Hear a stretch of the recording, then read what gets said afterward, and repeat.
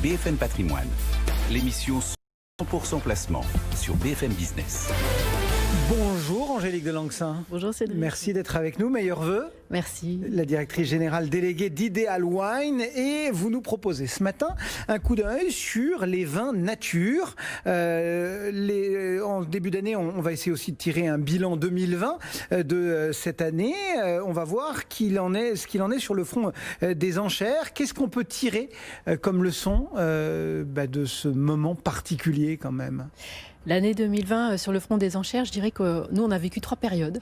Un début d'année en fanfare qui a été brutalement interrompu par le premier confinement qui a vraiment grippé tous les rouages de nos services, empêchant les mouvements pour aller chercher les caves, les expertiser, les expédier dans des conditions correctes. Donc ça a été coup d'arrêt, assez brutal. Et puis une dernière période, tout le deuxième semestre jusqu'à la fin de l'année, qui a été extrêmement favorable. Les amateurs à l'achat comme à la revente se sont rendus compte de tous les avantages qu'ils pouvaient tirer d'une plateforme digitalisée et mondiale. Donc, in fine, une année qui se termine dans le vert, une performance dont nous ne sommes pas peu fiers. Est-ce que malgré tout, il y a des grandes tendances qui restent ou qui se détachent de cette année ? Oui, tout à fait. Alors, il y a 4 points qui méritent d'être soulignés, et c'est important dans une perspective patrimoniale, puisqu'on est ici pour parler de cave, d'un investissement, d'un achat de vin dans une perspective patrimoniale. Le premier point, c'est que la Bourgogne revient au premier plan. Enfin, elle n'en est jamais vraiment partie, mais elle est vraiment le trio de tête. Ce sont 3 domaines bourguignons et surtout un producteur, domaine Leroy, le domaine Leroy, domaine Dauvenay, le domaine de la Romanée-Conti bien sûr aussi, qui est très présent sur les lots les plus chers. Vous avez une caisse de Romanée-Conti, cet assortiment de 1990 qui s'est vendu plus de 53 000 € dans les ventes aux enchères. Donc ça, c'est le premier point, la Bourgogne qui garde toute sa place dans une grande cave patrimoniale.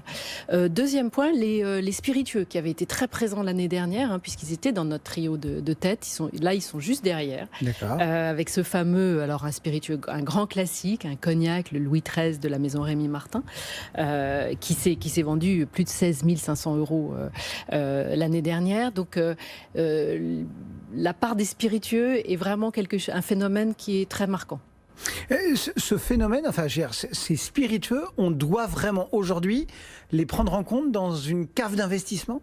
Alors c'est un domaine qui aujourd'hui ne peut plus, c'est un phénomène, je dirais, qui peut plus du tout être ignoré. Ce sont 2 univers qui sont distincts, mais qui ont quand même des affinités très fortes l'une avec l'autre. D'ailleurs, c'est ce qui nous a amené, nous, à créer une plateforme d'enchères dédiée entièrement aux spiritueux, Fine Spirit Auction, avec la maison de whisky, parce que les amateurs de grands spiritueux peuvent être amateurs de vin et réciproquement. Donc, on a eu cette première vente qui a été un grand succès et qui préfigure ce que doivent être, ce que devraient être les mois à venir. Et c'est vrai que dans une cave d'investissement, les grands spiritueux se conservent bien. Alors, il faut les conserver différemment. Les whiskies, vous les laissez tout droit, là où les vins, vous devez les coucher pour bien les conserver. Enfin, il y a un certain nombre de choses. Et puis, il y a un vrai apprentissage à faire de cet univers des spiritueux qui est largement aussi vaste que celui des vins. Bon, vous nous parlez des spiritueux, vous nous avez dit un mot de la Bourgogne. Le reste du classement, les autres régions dont on parle traditionnellement. Oui, alors ça, c'est mon 3e point, c'est la répartition. Puisque ce que l'on voit dans les ventes aux enchères préfigure souvent ce que va être le marché dans quelques années. On a un petit cran d'avant, un petit point d'avance dans le monde des enchères. Alors, le point le plus marquant, c'est celui de la part des grands Bordeaux dans les ventes aux enchères, qui, cette année encore, a continué à décroître en proportion, pas en valeur absolue. En valeur absolue, Bordeaux continue à progresser, mais en valeur relative, la part des grands Bordeaux aux enchères est passée de 40 à 33% en valeur et en volume également. Tout ça, alors au profit, bien sûr, de la Bourgogne. Comme je le disais, la Bourgogne représente aujourd'hui 26% des volumes, mais 37% de la valeur. C'est dire si l'effet prix est important. Et Bordeaux, donc, en proportion, décroît au profit de l'ensemble des autres régions. Le Rhône, la Loire, même la Champagne. Et aussi, ce qui est assez marquant l'année dernière, c'est la part des vins étrangers qui frôle les 5% des enchères, ce qui est une très très forte progression, avec particulièrement les vins italiens. Bon, ça, ce sont les grandes tendances. Est-ce qu'il y a des effets de mode aussi ?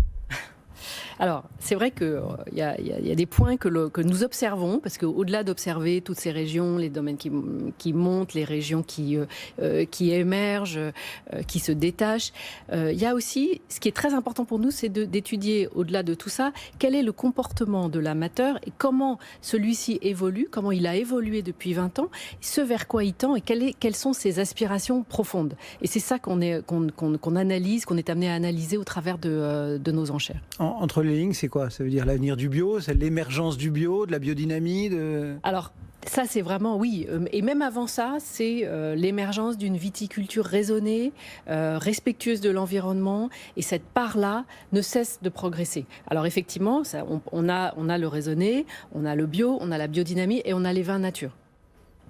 Alors, ça trouve sa place. Alors, ce qui est assez... Y compris dans les enchères. Oui, bien sûr, parce que si on regarde, la surface plantée en bio en France, elle représentait en 2019 à peu près 12% du vignoble français. Et la part de la consommation de vin bio dans l'ensemble du marché, c'était moins de 4%. Si vous prenez les enchères l'année dernière, alors ce sont des typologies qui sont pas facile à élaborer parce que vous avez des domaines qui ne sont pas certifiés mais qui néanmoins travaillent de façon écologique. Mais bon, si vous prenez le bio certifié, il a représenté non pas 4% de la consommation, mais 25% de ce qui a été adjugé aux enchères en valeur. Et si on rajoute à ça les domaines qui travaillent de façon écologique sans demander de certification, parce qu'ils ne veulent pas ces contraintes de la certification. Et puis il y en a aussi qui ne veulent pas parce qu'ils trouvent que le petit logo vert sur la bouteille, ça fait moche. Alors là, on arrive pratiquement à la moitié, 47%. Donc vous voyez, c'est dire si demain, l'ensemble des domaines qui veulent produire de façon qualitative vont devoir aller vers mais il y a quand même, oui, mais il y a quand même un effet de mode, non? C'est-à-dire que on dit non, mais maintenant de toute façon on boit plus que ça. Alors, sur la partie je pense que vous faites allusion au vin nature. C'est vrai que si vous allez dans un bar à vin parisien de certains quartiers de la capitale, c'est à peu près tout ce qu'on va pouvoir vous proposer. Vous ne trouverez rien d'autre que du vin nature. Alors, attention, parce que moi, je pense on a eu pendant un certain nombre d'années une emprise très forte de Robert Parker sur le boisé de Bordeaux. Sur le monde du vin, les amateurs, du coup, les producteurs, emprise très forte sur l'ensemble de cet univers. Aujourd'hui, l'emprise très forte, elle vient des réseaux sociaux pour beaucoup. Et qui est sensible aux réseaux sociaux? Les plus jeunes qui arrivent vers le vin. Donc attention, c'est un phénomène qui, évidemment, qu'on ne peut absolument pas ignorer. Chez nous, les vins nature ont représenté 4% des vins vendus, des vins vendus au travers de la plateforme d'enchères. On ne va pas rentrer dans le détail de la réalisation de ces vins, mais ce sont quand même, on le dit, c'est-à-dire que c'est un vin nature, donc ça voyage pas bien, ça se conserve moyennement. Enfin, on peut en faire vraiment un vin d'investissement. Alors c'est sûr que là, il y a un tri à faire parce que, comme vous le dites, c'est fragile. C'est fragile de s'interdire l'ajout de tous les intrants qui vont stabiliser les vins, qui vont leur permettre effectivement de se conserver, de voyager, de subir des chocs de température, différents chocs d'ailleurs. Donc, seuls les meilleurs sont éligibles à ce que l'on peut appeler l'investissement. Si vous parlez d'investissement vin à un amateur de vin nature, il va pas aimer. Mais en tout cas, dans une perspective de cave patrimoniale, oui, les vins nature ont parfaitement leur place, à condition d'être extrêmement sélectifs. Et on en trouve partout?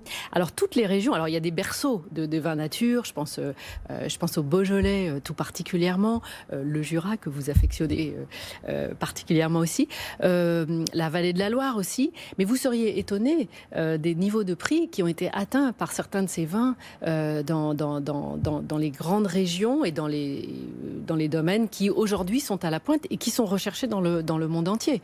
Vous avez donc ces régions qui sont des berceaux historiques, et puis vous avez même dans les régions traditionnelles, puisque le vin nature le plus cher qui a été adjugé l'année dernière, le flacon, c'est un flacon de Bourgogne, c'est le domaine Bizot qui, avec un échezeau de 2009, a dépassé en Jéroboam, donc Jéroboam c'est l'équivalent de 4 bouteilles, dépassé les 7 000 € la bouteille. Donc on a aujourd'hui un phénomène qui est mondial, avec un besoin de sélectivité et aussi d'attention portée à, je dirais, une forme d'expertise sur ces vins et sur la partie qualitative de ces vins, parce qu'aujourd'hui, tout le monde veut revenir à une forme de production plus naturelle.